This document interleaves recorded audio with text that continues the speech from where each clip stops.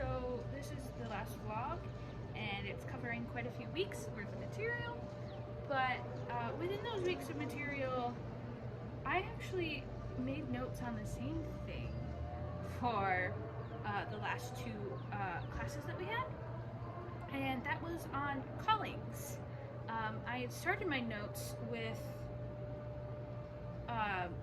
something that I had noticed in one of my other classes that also had to deal with callings. So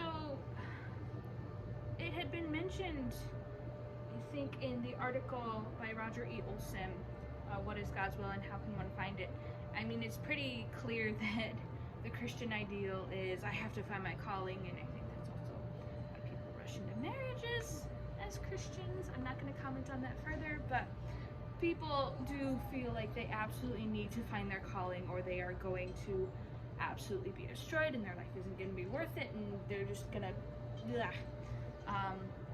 and in that class, for that week, for one of my other classes, we were reading the book of Esther, and I feel like Esther really pushes that further into Christians' brains that, oh look, Esther found a calling, she was meant to be queen.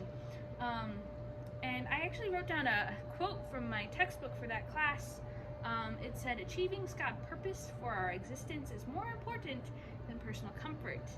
And I think that was being used as an opinion piece, as that's how people think.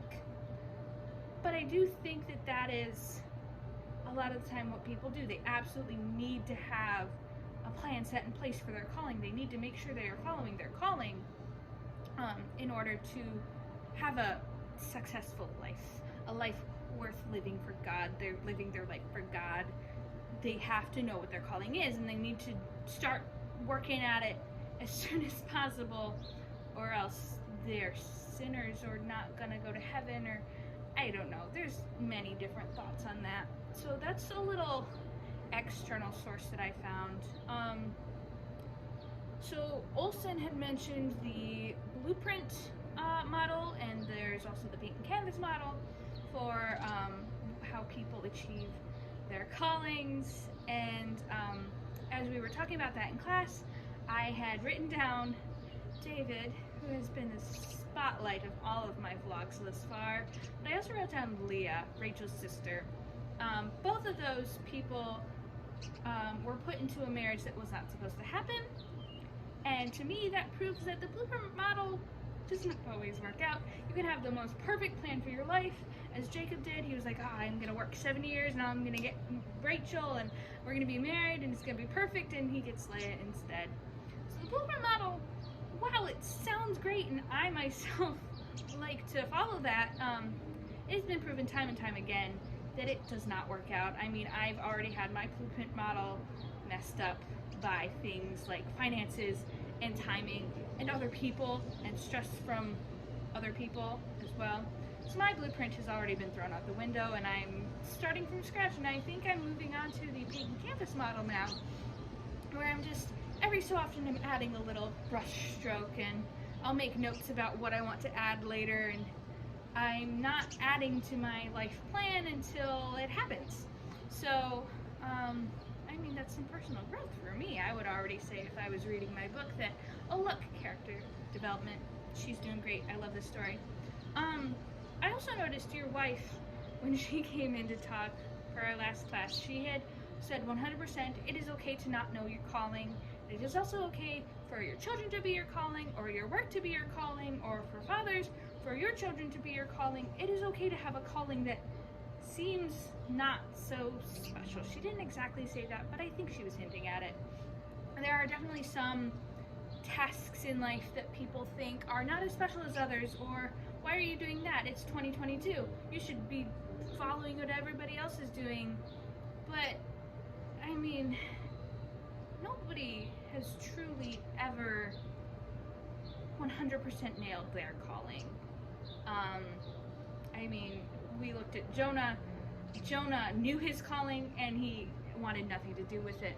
I could use an example from my own life, actually 2 examples from my life. My youngest brother is so amazing at math. He is already like 2 classes ahead in high school in math, and he's so good at it. He can open a calculus textbook. He's never taken calculus. He can open a calculus textbook and know immediately how to solve the problems. My dad is a college professor who has had to take calculus, and my brother has already been helping him with his calculus problems without knowing an ounce of calculus. Just by reading the textbook, he knows what to do. However, he doesn't have a passion for math. He has a passion for music. And I see that and I'm like, yes, he's really, really good at math, but he could care less about doing things in math. He wants to pursue music. So I see that as music is obviously his calling. That's what he wants to do. He loves music.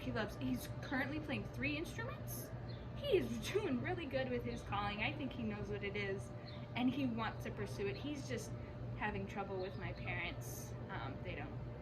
That's a story for another time. But another example is me myself. I heard my calling for biomedical engineering in the 9th grade, and once I had heard that calling, it has not swayed from my mind at all. Other people have thought that I heard a false calling. I'm confident that I was meant for biomedical engineering. Every single time I talk about what my future job could be, I get so giddy and excited, and people see that and they get so happy for me. Even though my grades for my main classes, for my engineering classes, they're not great. I've been just barely passing all of my main classes. So people's callings look different. Some people do not hear their callings until way later in life. Our past speakers, the couple, their callings changed even. It's really interesting to see. Everybody has such a different calling for their life, and I think their calling isn't one vocation or one role. I think their calling is to follow God in their life. Instead of having everything planned out and doing one specific thing, I think a calling is actually just following God, following what is best for you. It doesn't necessarily have to be something you're passionate about. It doesn't have to be something you excel at. It just has to be something that you say, God, this is what I'm doing, and you're going to help me do it. And God makes a way somehow. It's unexplainable, but everybody has a different calling, and their calling looks different, and it can fluctuate and change, and it might not be what you think it is, but that is what living for Christ really is. That's what a calling is. I hope to somehow stay in contact with you, as this is my last time at Bethel ever. I enjoyed making these vlogs for you.